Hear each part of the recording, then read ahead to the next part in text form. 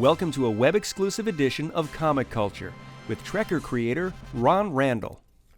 Ron, we last spoke for a half an hour, but we didn't get a chance to talk about your artwork, which is some of the best in comics, in my opinion, because you have that that ability to draw dynamic action. You draw some great expression, some great action, some great acting, I meant to say, as well as some great visual storytelling. So I'm wondering, what's your approach? Are you, the old school method, pen and ink on board, or have you moved over to, the tablet and the computer? How are you doing the art? First of all, thank you. That's very flattering to hear. I have to give a lot of my whatever chops that I have as a conveying dynamic dramatic scenes and storytelling. I went to the Joe Kubert School, and for those of you your viewers here who may not have a deep knowledge of the history of comics, Joe Kubert was a classic, legendary comic book creator. Was writing and drawing stories. Started his work when he was about 14 years old professionally at DC Comics, drawing Golden Age stories featuring The Flash and Hawkman. Later created the Sergeant Rock World War II character. Did a legendary, I think, adaptation of the Tarzan novels. Anyway, fantastic artist and storyteller, and he had a school that I was lucky enough to get to go to, and I worked right with Joe, who was very passionate about storytelling and just conveyed that to you. And it was a great gift. So anyway, so working with Joe was great. And my method, I began the old school way, pencil on paper, then ink over the top of that, then erase it so that all of the graphite would go away, and you have a nice, clean, clear, crisp black and white image, good for printing. But yeah, gradually I have adapted to working digitally most of the time. Sometimes, certainly if I'm doing a commission for somebody, then I still got to remember how to use a brush. But the digital method is, it's not exactly the same, but I can do probably 85% of what I can do analog, I can do digitally. And the other 15% is just certain effects that I could get by using a brush in certain ways on a piece of paper that has a little bit of texture. I personally haven't found a way to replicate that with the digital tools that I use. I don't have as deep a knowledge of some of those digital tricks that some of my colleagues do. But for what I might lose that way, I gain a lot in extra precision, the ease and speed of being able to do corrections. I think overall, the bottom line is I feel I work better and faster mostly when I'm working digitally. And as I said, when we were talking about Trekker, time is at a premium for me as a professional comics maker. I don't have the time to be too precious and fuss over little details obsessively. I need to get the job done as solidly as I can and then move on to the next page or the next panel or the next story. So there's that constant urge to keep things moving forward, and the digital process helps that. It's important to have the right tools, both physical tools, a digital drawing board, so on, and also the right software. So until I had the right tools in place, I continued to work analog, but now I feel I can get really good results working digitally, so I do. And what software are you using? I use what used to be called Manga Studio. It's now Clip Paint or Clip Art, or I can't remember the name of it.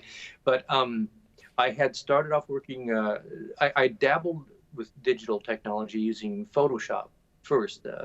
Most creators have heard of Photoshop and used it. It's a great program. It's a very expensive program, and it's largely designed for photographers, as the name would imply. Manga Studio is designed specifically for comic creators, as its name would imply.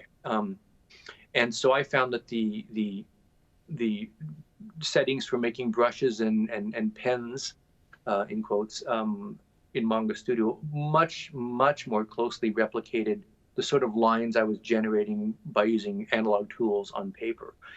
When I first started using Manga Studio is when I said, I guess I could really do this. I could really make that transition and be happy with the results. As I said, I tried it with Photoshop. I didn't enjoy the process and I didn't enjoy the results. So I was never going to do a professional comic job that way, knowing I wouldn't be happy with the results. I had to wait until I was sure I had the right software lined up to make it to make it work well for me. Another question is, you went from a black and white comic when you first started to color. So I'm wondering, how does that affect your work? Because if I'm working in black and white, I might be more inclined to put in heavier blacks to indicate shadows, whereas if I'm working in color, I might keep the line weight the same, but maybe not, the full spotted black, because I can do that in, shades of color. So is that something that you struggled with, or was that easy because, you went to the Kubert School and you know what you're doing? No, it was a struggle for me, both when I did Trekker as and I knew it was going to be a black and white comic. That sort of stressed me out a little bit, because, as I said, I've been drawing professionally for a few years, and it was always for DC, and it was always going to be, and sometimes Marvel, and it was always going to be printed in color. And I wanted the work to look complete in black and white, so that color could, just add a little bit to it. But I didn't need the color to make the art work. When I switched to all black and white, I just sort of psyched myself out and thinking, well, this has to be finished on a whole different level. So at the time, you could buy these sheets of sticky backed acetate. It's called Zipatone, that had different patterns on it: dot patterns, line patterns, texture patterns that, like, architects would use in doing architectural drawings. There'd be a textural pattern to indicate rocks, and they would cut this out and paste it down laboriously over little areas that they'd had. And a newspaper strip artist who were working on black and white daily strips, for instance, we use this all the time. And I went kind of nuts. I went crazy and bought all these different patterns and was cutting out little tiny areas of Zipatone. Yeah, it was just ridiculous. But I just really wanted the pages to look right. Those first few issues of the old black and white Trekker book are just full of Zipatones and crosshatch patterns and dots and big areas of solid black as well. So that was a tricky transition.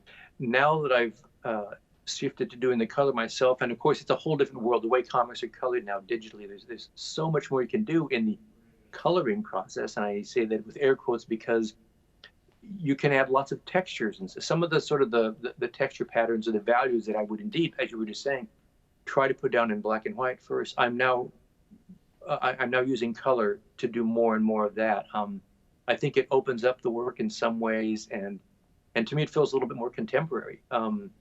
I still will, for certain scenes, if I think a certain scene or environment requires a certain texture or a lot of solid blacks, I will still bring those out and use them. I love using them, but I'm also enjoying finding this other sort of vocabulary, these other approaches or techniques to try to make scenes look finished and done and compelling.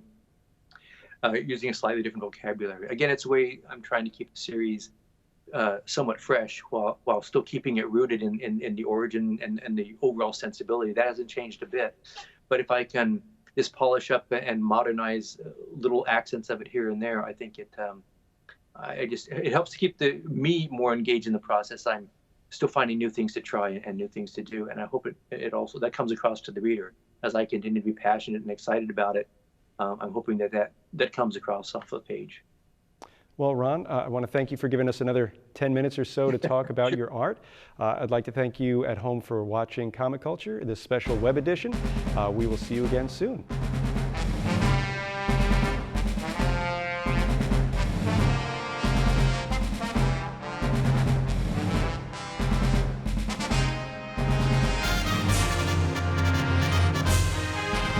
Comic Culture is a production of the Department of Mass Communication at the University of North Carolina at Pembroke.